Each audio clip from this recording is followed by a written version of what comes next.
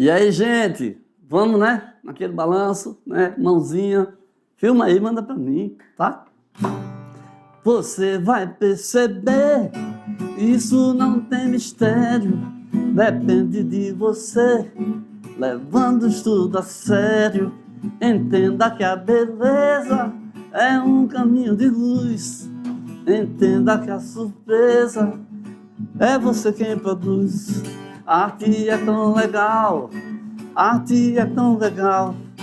Você vê diferente o que parece igual. A arte é tão legal, a arte é tão legal. Você vê diferente o que parece igual.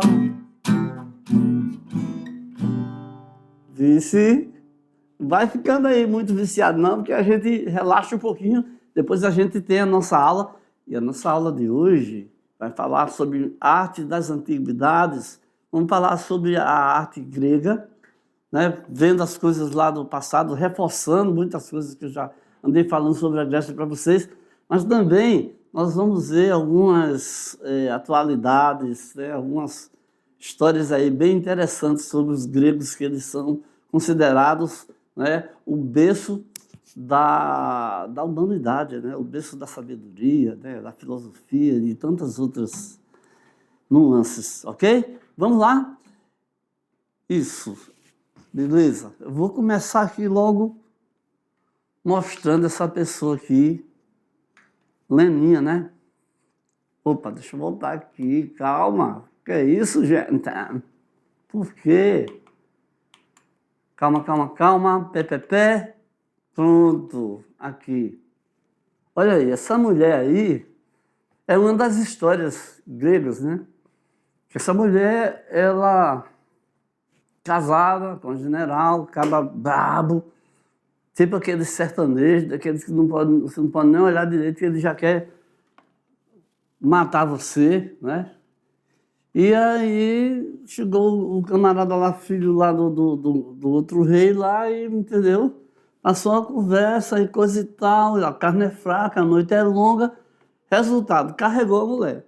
Rapaz, isso deu uma confusão muito grande, entendeu? Isso deu uma confusão. E tem até uma música, vou fazer aqui um trechinho para vocês, só um trechinho, tá?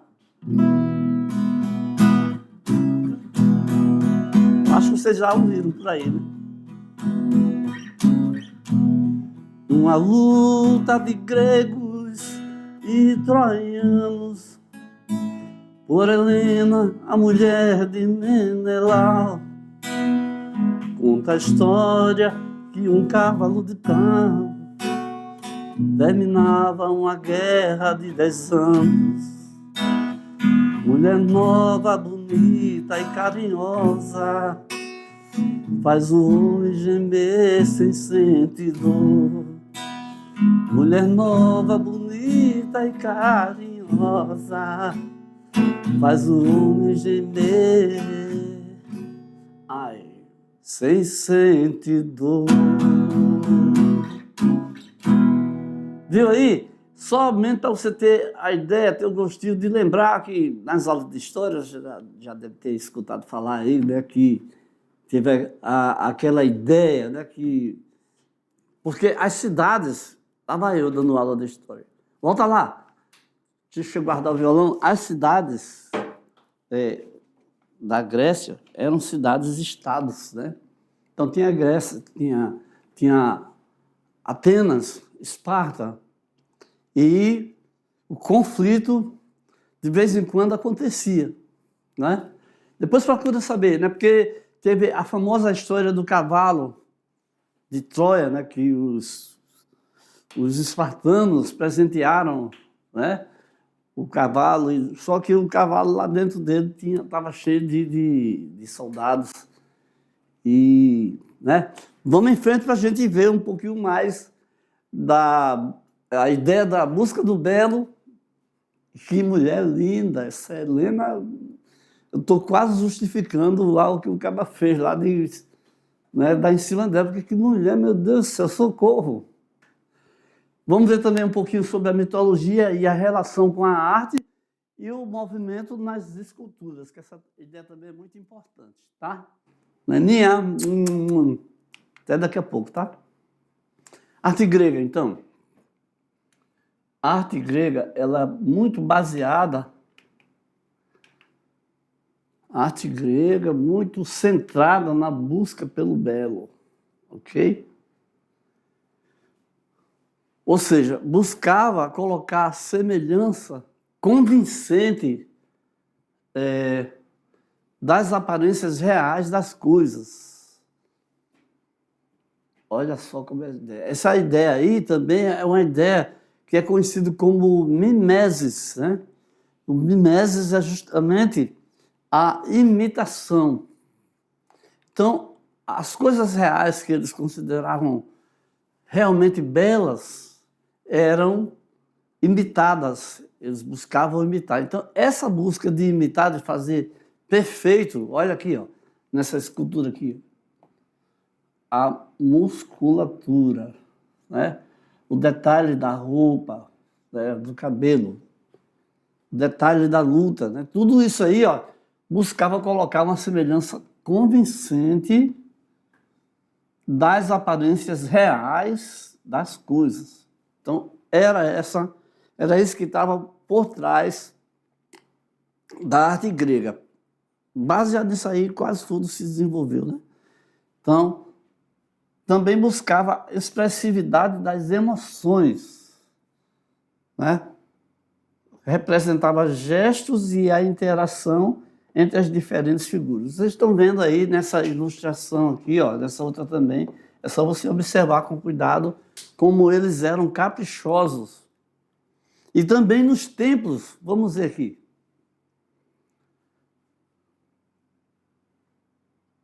Os pilares, né, dos templos eram esculpidos, né? As colunas com forma de mulheres. Como a gente está vendo nesse templo aí, que é o Erection. Não, peraí. Erekteion. É grego, gente, não é inglês. Erekteion, né? É o templo dedicado a Atena, Hefesto e Erecteu. São deuses da mitologia grega. E esse templo aí foi construído 421 anos antes de Cristo, né, na Acrópole de Atenas. Você já percebeu que nós temos alguma dessas palavras no nosso idioma, né? Neópolis, né? E poli é cidade, tá bom? Então, cidade máxima. Então, Atenas era uma capital, era uma cidade de grande importância. Por isso que é aqui, ó, com esse termo Acrópole.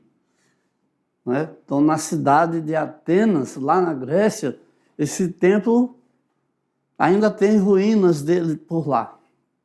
Mas olha o capricho, tá? E essas esculturas feitas onde viriam ser apenas pilares, né? É o que é chamado de cariátides. Tá? Então não esquece aí, cariátides são colunas com formas de mulheres. Olha o detalhe das roupas, o detalhe do rosto, tudo isso aqui era muito capricho, tá, gente? Ainda tem uma coisa que eu vou falar sobre essa parte aqui, que é a parte de cima. Vamos lá. Ó, a Grécia era um país de organização política diferente dos egípcios, diversa, né?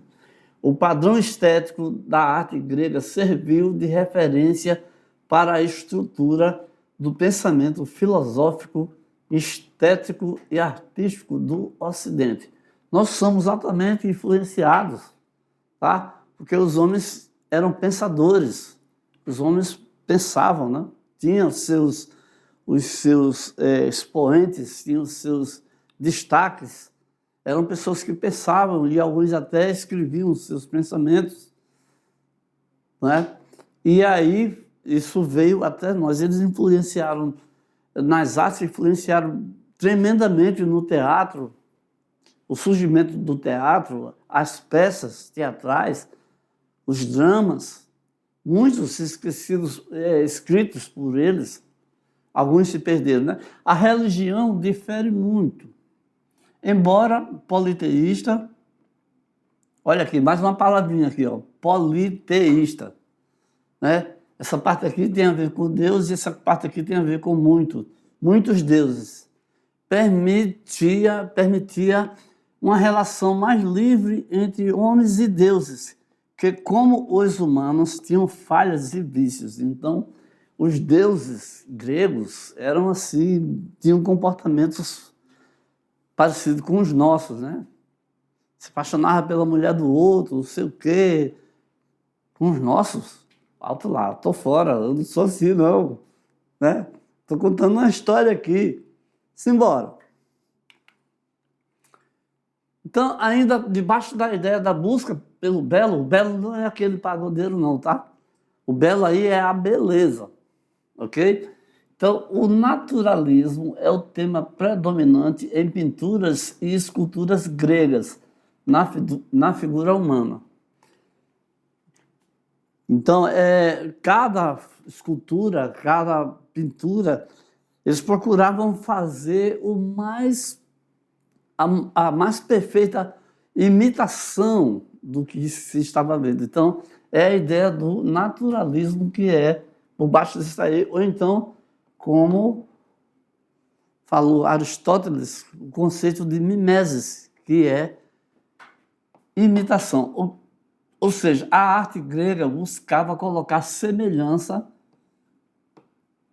convincente das aparências reais das coisas. Então, você está vendo aqui essa escultura, é como se fosse uma pessoa, né? Só está aí sem vida, não é isso? Mas, né? Você está vendo como está perfeito o pescoço, né? As mãos, a cabeça, a orelha, tudo perfeito aí. Tá bom? Então, a evolução buscava o idealismo nas formas, nos gestos e nos volumes. Então, vamos seguir para a gente entender mais. Essa estátua aí é de um dos deuses, né? Estátua de Eros, dormindo. Isso aqui faz parte do período helenístico, que foi entre os séculos 3 e 2 a.C., né? Feita em bronze. Ok? Eros, deus do amor, né? E tudo mais. Vou deixar para o professor de história aí destrinchar essa daí para vocês, tá? Então, vamos ver onde está a ligação entre a mitologia e a arte. Os antigos gregos perpetuaram sua mitologia na literatura, filosofia, música, no teatro, na pintura, na escultura e na arquitetura. Em todas essas artes aí, eles colocaram coisas, eles colocaram identidades que ainda hoje estão presentes. Na literatura, eles deixaram escrito muitas coisas escritas, né? Grandes dramaturgos, né? grandes escritores, grandes pensadores, grandes filósofos. Vou deixar aí para o professor Hélio e a professora Liliane falarem com vocês sobre a influência grega na filosofia, né? O grande Sócrates, Platão, Aristóteles.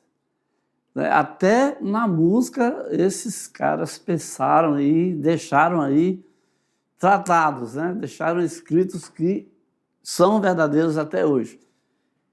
Além dos deuses, haviam outras entidades, como as ninfas e os heróis ou semideuses.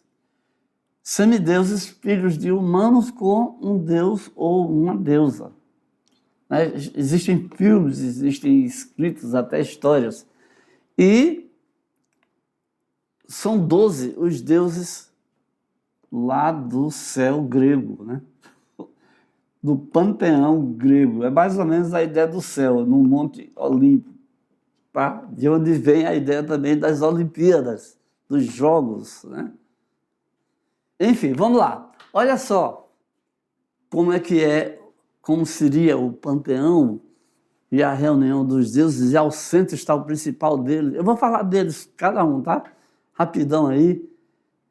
O principal é Zeus, que não é aquele programa, aquele programinha, aquele app, não, tá? Vamos lá. Olha só. Zeus era o rei dos deuses e dos humanos. Eu estou falando deles porque eles se misturavam nas artes e em tudo. Tudo depreendia, vinha, né? Olha ali a imagem do Zeus lá comandando tudo, né? Dominando. Aí vem Palas Atena, mais conhecida como Atena, que é a deusa da sabedoria. Aí vem Apolo, o deus do sol. Aí vem o da beleza também, né? Diz que o Apolo era o deus grego. Toda vez que o pessoal vê um homem assim muito bonito, né? Dá aqui um instantinho. Só um instantinho aqui, por favor. Toda vez que o pessoal vê um homem muito bonito, fala, isso é um deus grego. Entendeu? Não preciso de palavras, né? E tem Afrodite também, a deusa do amor e da beleza, né? E a consciência do que é belo, né, já parte de cada pessoa. Vamos voltar para a gente falar mais um pouquinho sobre um importantíssimo deus que daqui a pouco vai aparecer aí. Temos aqui o Ares, que é o deus da guerra. Aí temos também Poseidon, que é o deus do mar, da tempestade, dos terremotos. Tem filmes muito interessantes sobre a atuação do Poseidon, né? Aí vem aquele que eu estava esperando, que é o Dionísio, que é o deus do vinho. Não é que eu gosto muito de vinho, não, né? Nem de farra, nem de loucuras, não. Mas esse deus aí, ele inspirou o aparecimento do teatro. Por quê? Foi numa festa, em homenagem a ele, uma festa junina, né? No mês de junho, que um camarada que estava lá fazendo parte do coro, cantando, ele saiu do meio das pessoas e começou a gritar, fingindo que ele era o Dionísio, o deus Dionísio. Ele falou assim, eu sou Dionísio, eu sou Dionísio. E quando ele falou isso, as pessoas embarcaram na ideia, fingindo que ele era, acreditar que ele era realmente o deus Dionísio. E a partir daí, passaram a fazer mais vezes isso aí, e aí com história, daí que surgiu o teatro, viu daí? A pessoa que saiu do meio do povo gritando, um cara chamado Tespes, né? E esse cara aí, ele foi muito importante porque ele inventou essa ideia de fingir que ele era uma outra pessoa, e é mais ou menos isso que os atores fazem, eles fingem ser uma outra pessoa, um personagem, né? Deixa, naquele momento, estar emprestando o seu corpo, seu pensamento, sua voz ao personagem. Essa aí é a essência do teatro, tá? Viu aí? Aí vem Artemis, que é a deusa da caça e da vida selvagem. Vem também Hefesto, que é o deus do fogo. Haja Deus, hein? Deméter, deusa da colheita. Hermes, o mensageiro. As histórias sobre os deuses gregos são muito interessantes, tá?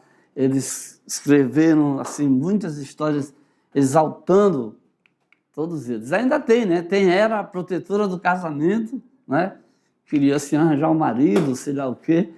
E aí também nós vamos ver agora a conexão que existe entre a arte e a literatura, por exemplo, né? E aí eu chamo de novo a figura da Helena de Troia. Por quê? Porque é uma das histórias mais conhecidas, mais interessantes da literatura, né? A história dessa guerra de Troia, por conta dessa mulher aí que foi embora com o Paris, né? Paris era um rapaz lá, filho do rei, né? Não era um rei. Era alguém que comandava lá a outra cidade, e aí carregou, e por conta disso aí os homens resolveram entrar no mar, ir lá para outra ilha, né? E foi uma guerra incrível. Por conta disso, esses escritos que apareceram, vale a pena a gente entender, tá? Porque você vai encontrar isso aí em várias outras histórias, tá? Propositalmente, eu não estou contando direito a história para vocês, porque eu quero que vocês vão atrás, pesquisem, tenham curiosidade, né, para descobrir essa maravilhosa história aí de Helena, de Troia, a guerra, o cavalo, né, Menelau, e aí tem Heitor, irmão de Paris, né? Olha, epopeia ou poema épico é uma estrutura poética do gênero narrativo. Então a pessoa escreve contando uma história, tá? E essa história aí é feita em versos em vez de prosa, tá? Versos quer dizer que tem rima entre eles, tá? Quando é prosa não tem essa preocupação de no final das frases ter uma rima, um som que combina com o outro. A sua origem na antiguidade é pelo poeta Homero, né? Narrativa de aventuras e heroísmo. O principal elemento de uma epopeia é a presença de um herói como protagonista. Então, toda vez que tem uma história, que tem um herói, e essa história está contando aventuras, heroísmo, né? Tem um filme, tem vários, né,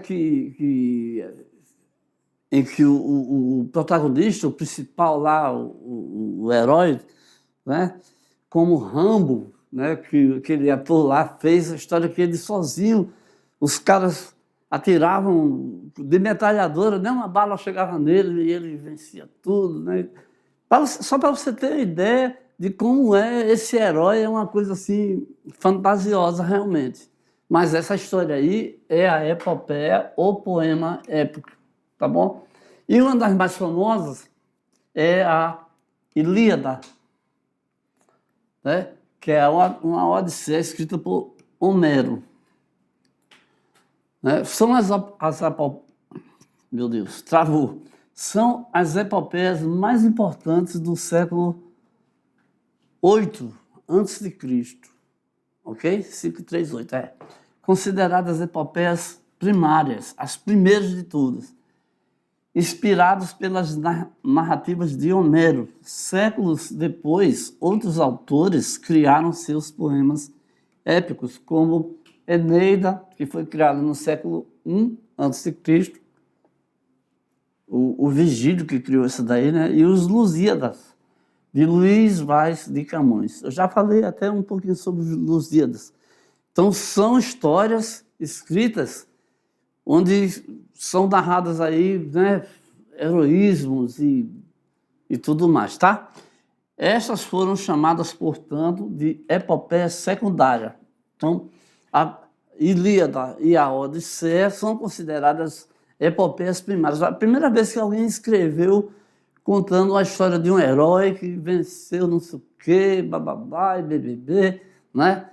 Uma história... Tem aquelas histórias também japonesas ou chinesas que o lutador, como é que chama? O ninja, né? Ele voa por cima das telhados lá, das casas, tudo mentira. Mas é uma história, né? E aí acredite se puder. E vamos em frente, então.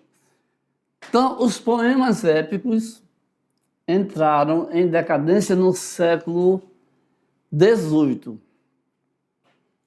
Então, vou trazer aqui, então, ainda poemas épicos desse tempo aí, né? O Uruguai. Uruguai, isso aqui é uma letra U, tá, gente? O Uruguai, de Basílio da Gama, e Caramuru, que foi escrito por Frei José de Santa Rita Durão. São dois exemplos de histórias em que tem um herói com suas aventuras e tudo mais. Logo depois, né, entrou em evidência o romance, né? Tomou o lugar da epopeia, tratando-se de uma narrativa em prosa. Então, a mudança é que, em vez de ser com versos, tipo um cordel, com rimas, passou mesmo uma conversa, a pessoa contando mesmo uma história sem se preocupar em rimar. Tá? O romance é uma narrativa em que o heroísmo é construído baseado em uma perspectiva mais individual e menos representativa de uma nação. Então, os poemas épicos é uma história de heroísmo, mais de um herói de uma nação, né? E aqui não, o romance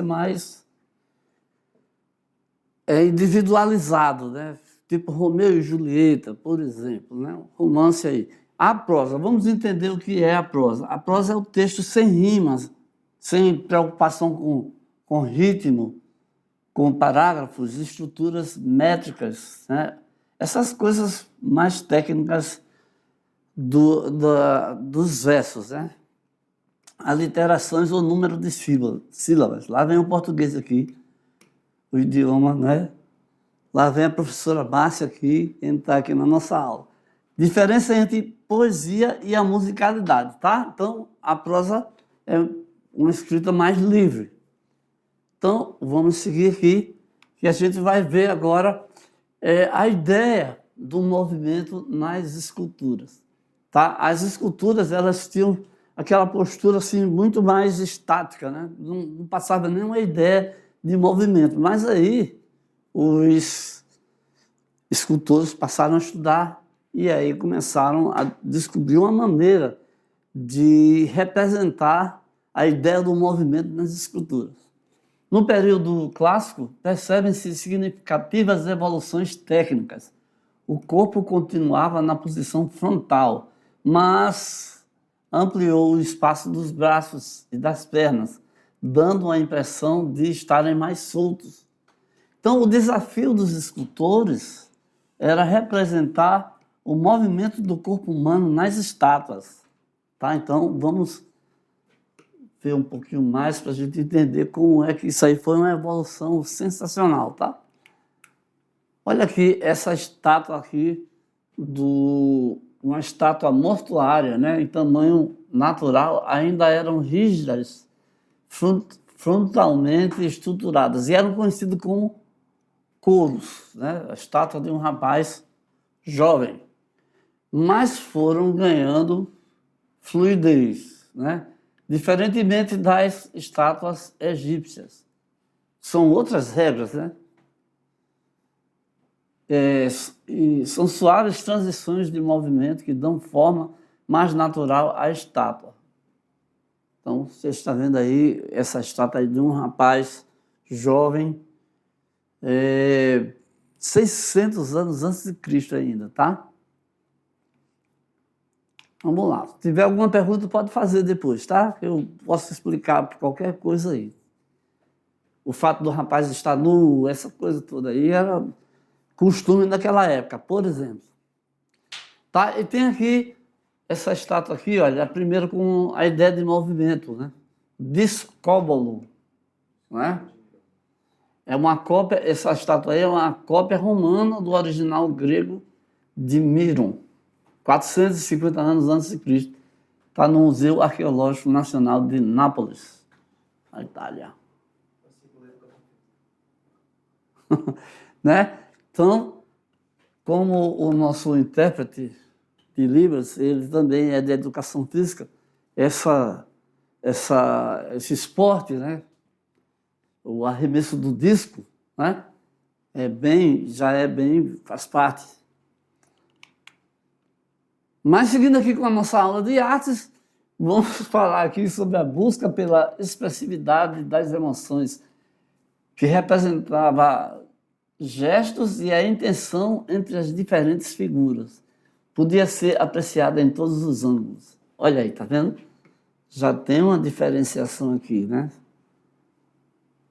Duas pessoas aí olhando para cima, espada ao escudo, né?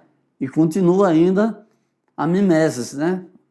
Olha só o capricho na roupa, né? O drapeado aí, vamos dizer assim, ó. Vendo? Perfeito. Os gregos realmente admiráveis.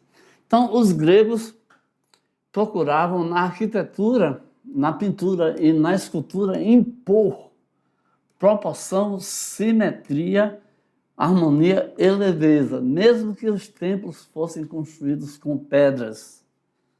Então, eles ainda assim procuravam passar suas leis, né? Você lembra que a gente já falou um pouquinho sobre as leis da arte egípcia, né? A posição do rosto, as cores. E aqui também os escultores gregos também têm seus milhares de detalhes, sendo que os gregos têm muito mais coisas, né? Representações nas artes. Então vamos lá. Então vamos entender o que é um templo grego em ordem dórica, né?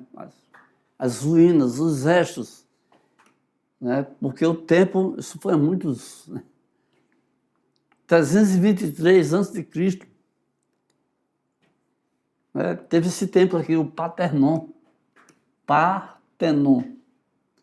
Foi construído entre 480 e 323 a.C., em homenagem à deusa Atena. Lembra dela? Olha só que grandiosidade. 46 colunas externas de mais de 10 metros de altura e 1,90 m de diâmetro. Unia blocos de mármore com madeira. O estilo estético das colunas ficou conhecido como dórico. Um estilo simples e maciço. Nós vamos ver já por quê, tá? A principal função dos templos gregos era proteger as esculturas dos deuses. Então, os templos estavam lá e lá dentro tinham várias esculturas. Então, vamos seguir aqui. Vamos ver uma curiosidade. Olha só. Esse fresco aqui, pintado por Rafael, no Palácio Apostólico no Vaticano, é a Escola de Atenas.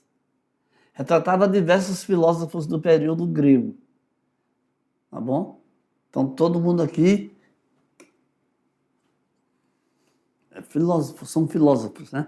A história filosófica teve início há mais de 2.500 anos. Foi na Grécia antiga que esta ciência nasceu e ganhou suas primeiras dimensões. Os gregos conseguiram dar origem a uma comunidade única em relação à língua, religião e cultura que impulsionou o grande salto da ciência na Idade Antiga. Então, te falei no início da aula. Eu falei. Os gregos, né, nos influenciam até hoje com tudo que eles pensaram, escreveram e determinaram, deixaram pronto na matemática, né, na filosofia, nas artes, em tudo. Olha aqui o detalhe aqui. Essas duas figuras aqui do centro são dois dos maiores filósofos antigos, né? Platão e Aristóteles, né? O filósofo, ele estudava tudo, ele entrava em todas as instâncias, né? O filósofo, ele era também um matemático, era também um estudioso de música. Alguns deles determinaram até a divisão dos sons, né?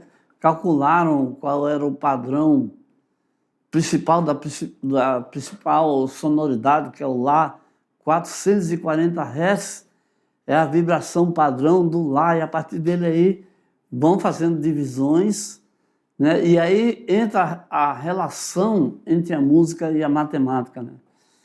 Então, veja só, a Grécia é muito importante, não só porque a primeira ideia do naturalismo nas artes, na pintura, vem bem acrescentada, bem fundamentada através dos gregos, e também essa determinação de simetria, de proporcionalidade. Um lado, a simetria é a igualdade entre os lados. Então, um lado tinha que estar perfeitamente equilibrado com o outro. Isso aí era o básico. E por conta desses problemas de simetria e de equilíbrio, é que eles demoraram um pouco para poder passar a ideia de movimento nas suas esculturas. Mas isso aí nós já vimos que foi perfeitamente resolvido, não é isso? Também temos que aplaudir dos gregos quando eles passam a escrever suas histórias, a contar suas histórias, né? Criar o poema épico, né? A maneira, Homero, né, foi o primeiro que passou a escrever uma história onde um grande herói, representando uma nação, né, enfrentava os inimigos, e todas essas aventuras, verdadeiras ou não, foram imaginadas e descritas por uma pessoa, por um escritor, né? Séculos depois apareceu uma outra forma, né, que é o romance, onde pequenas diferenças passam a contar. Eu falo pequenas diferenças, mas, né, é que os poemas épicos, eles eram escritos em versos, né? E esses versos tinham sua preocupação com as rimas, com o tamanho do verso, né, que é a métrica, né? O jeito de ler, você já lia quase que cantando, ia ali seguindo o ritmo, tinha uma pulsação, né? Já no caso do romance, que é escrito em prosa, simplesmente é uma história. O romance se tornou muito popular também, né? São romances, tem vários muito interessantes, mas essa história aí contada sem grandes preocupações de ter uma rima, tamanho do verso, não, está contando a história. Era uma vez uma pessoa assim, assado e tal, tudo mais, com sua beleza conquistou, né, os alunos e as alunas, né, nas aulas de arte, para ficarem assim, né, atraídos pela sua maneira maravilhosa de dar aula, pela sua presença. E vai, né? E pode mentir à vontade aí que está tudo certo. Eu estou brincando, mas isso aí, gente, vale a pena para a gente ir mantendo em mente, fixando aí as diferenças, né, entre o épico e o romance, né? Olha, já fala que é um poema, tem a ver com poesia, né? Então, e o gênero romântico, nós temos vários e vários exemplos, né? Nós vimos também que tem o poema primário, e vimos também que depois, séculos depois, quando outras pessoas passaram a escrever também, né? Como exemplo, eu vou citar aqui, lembrar para vocês, o Lusíadas, né? Foi escrito depois, e aí são poemas secundários, tá bom? Então, praticamente já revisei tudo de novo aqui, tá? Porque eu não quero que você esqueça que depois a gente vai fazer aulas de revisão, vamos fazer atividades, né? Mas a Grécia é uma riqueza maravilhosa, né? E com a sua filosofia, com a sua relação com as artes. E nossa aula termina aqui. Espero que vocês tenham gostado, que vocês tenham entendido direitinho a proposta, né? A proposição, a ideia, que o quanto é maravilhosa a arte da antiguidade, principalmente por causa da influência dos gregos. Ok? Valeu, tchau.